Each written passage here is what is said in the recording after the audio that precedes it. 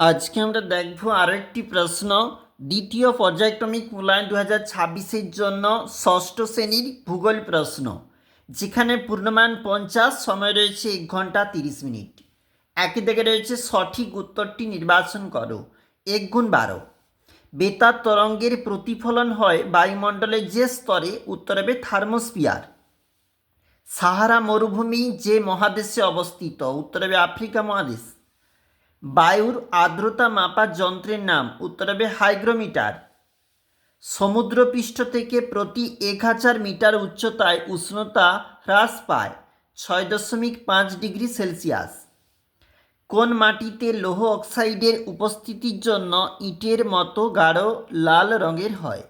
উত্তর হবে ল্যাটেরাইট মাটি। পরবর্তী পেজ, এখানে রয়েছে কোন মাটি ব্যাসল্ট শিলা থেকে তৈরি হয়েছে? উত্তর হবে কালো মাটি। ভারতের কোন অরণ্যে সিংহ পাওয়া যায়? উত্তর হবে গির অরণ্যে। বিশ্ব অরণ্য দিবস কবে পালন করা হয়? উত্তর হবে 21শে মার্চ। কোনটি ম্যানগ্রোভ অরণ্যের উদ্ভিদ? উত্তর হবে সুন্দরী। সুন্দরবনে পাওয়া যায়? উত্তর হবে রয়্যাল বেঙ্গল টাইগার।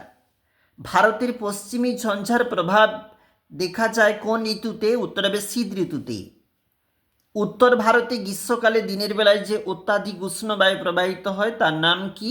আমরা চলে যাব আমাদের পরের যে পেজ রয়েছে, উত্তর হবে লু। দেখো নির্দেশ মতো উত্তর। শূন্যস্থান 1 × 4। পৃথিবীর দীর্ঘতম হিমবাহ হল ল্যাম্বার্ট।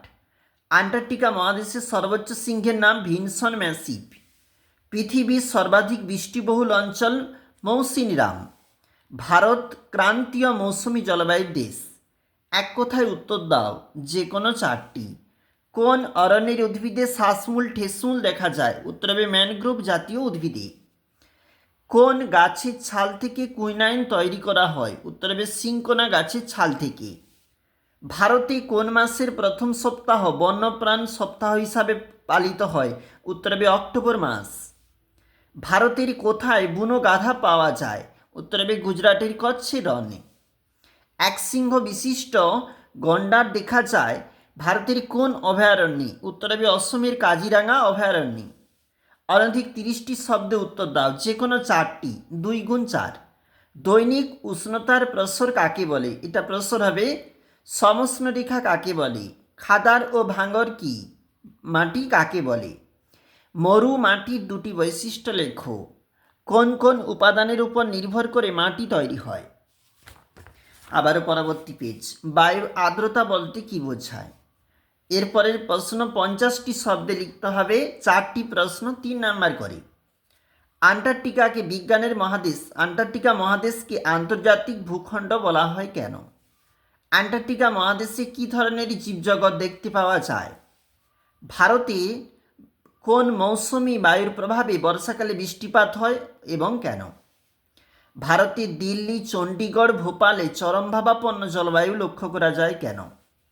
কালবৈশাখী ও আঁধির মধ্যে 2টি পার্থক্য লেখো। এছাড়াও রয়েছে 80টি শব্দে উত্তর দিতে হবে, যে কোনো 2টা প্রশ্ন 5 নাম্বার করে।